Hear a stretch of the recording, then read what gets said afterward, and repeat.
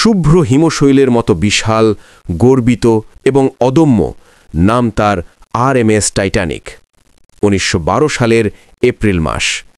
সেদিনে সূর্য যেন এক ঐতিহাসিক কিন্তু মর্মান্তিক ঘটনার নীরব সাক্ষী হতে প্রস্তুত ছিল। এটি শুধু একটি জাহাজ ছিল না, এটি ছিল মানুষের প্রযুক্তি এবং বিলাসবহুল স্বপ্নের প্রতীক। বিলাসের শিখর। টাইটানিক ছিল বিশ্বের সবচেয়ে বড় ও বিলাসবহুল জাহাজ, প্রায় 882 ফুট দৈর্ঘ্য, যা আজকের 3টি গগনচুম্বী ভবনের সমান। তাকে তৈরি করা হয়েছিল এমনভাবে যেন তাকে কেউ কোনো দিন ডোবাতে না পারে। গোটা বিশ্বের সংবাদ মাধ্যম তাকে নাম দিয়েছিল দ্য আনসিঙ্কেবল শিপ বা অডুবনযোগ্য জাহাজ। ভেতরে ছিল সুইমিং পুল, জিমনেজিয়াম, বিশাল রেস্টুরেন্ট আর জমকালো লাইব্রেরি, যা সেই সময়ের বিচারে ছিল অবিশ্বাস্য। টাইটানিক যেন সমুদ্রের বুকে ভেসে চলা এক চলমান প্রাসাদ। যাত্রা শুরু 10 এপ্রিল 1912 সাল।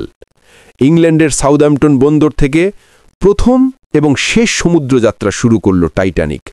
নিউ ইয়র্কের উদ্দেশ্যে রওনা হওয়া সেই জাহাজে প্রায় 2200 জন যাত্রী।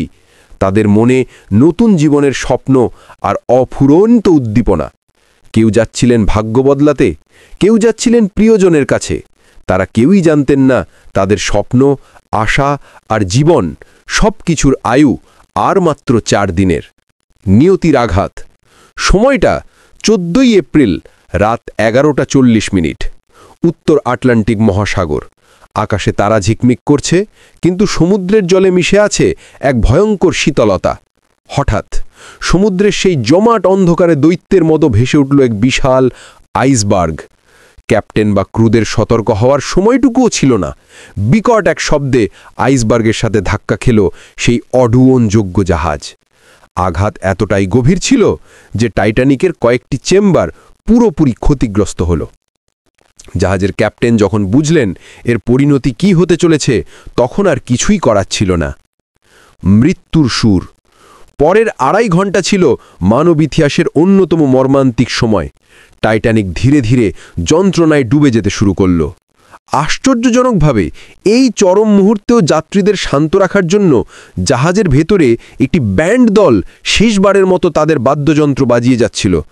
তারা জানতেন তাদের মৃত্যু নিশ্চিত, কিন্তু শেষ নিঃশ্বাসটুকু পর্যন্ত তারা নিজেদের দায়িত্ব পালন করে গেছেন।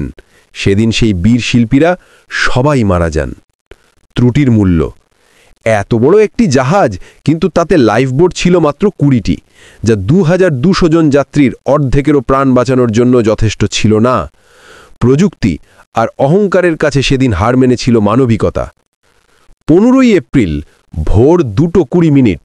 টাইটানিক দুটুকরো হয়ে সমুদ্রের অতল গভীরে বিলীন হয়ে গেল। সেই 2200 জন যাত্রীর মধ্যে মাত্র 705 জন তীব্র ঠান্ডা থেকে নিজেদের রক্ষা করতে পেরেছিল। বাকিরা হারিয়ে গেলেন ইতিহাসের শীতলতম অধ্যায়ে। একটি ওই পুরনো ভবিষ্যৎবাণী। সবচেয়ে বিস্ময়কর ঘটনা হল টাইটানিক ডোবার 14 বছর আগে 1898 সালে ফুটিলিটি নামে একটি উপন্যাস প্রকাশিত হয়েছিল। সেখানে টাইটান নামের একটি বিশাল জাহাজ আইসবার্গের ধাক্কায় ডুবে যাওয়ার কাহিনী লেখা ছিল, যা ভয়াবহভাবে টাইটানিকের ট্র্যাজেডির সাথে মিলে যায়। এ যেন ছিল এক অলৌকিক বা অভিশাপের পূর্বাভাস। নীরব স্মৃতিস্তম্ভ। আজও 1912 সালের সেই মর্মান্তিক স্মৃতি উত্তর আটলান্টিকের প্রায় 12,500 ফুট গভীরে ঘুমিয়ে আছে। 1985 সালে সমুদ্রের সেই অতলে টাইটানিকের ধ্বংসাবশেষ খুঁজে পাওয়া যায়। টাইটানিক ছিল মানুষের শ্রেষ্ঠ প্রযুক্তি আর চরম ব্যর্থতার এক নীরব স্মৃতিস্তম্ভ। এটি আজও আমাদের শেখায় যে প্রকৃতি আর নিয়তির কাছে মানুষের অহংকার বাড়ে, কিন্তু ক্ষমতা নয়। তো বন্ধুরা, ভিডিওটি কেমন লাগলো আশা করি কমেন্টে জানাবেন।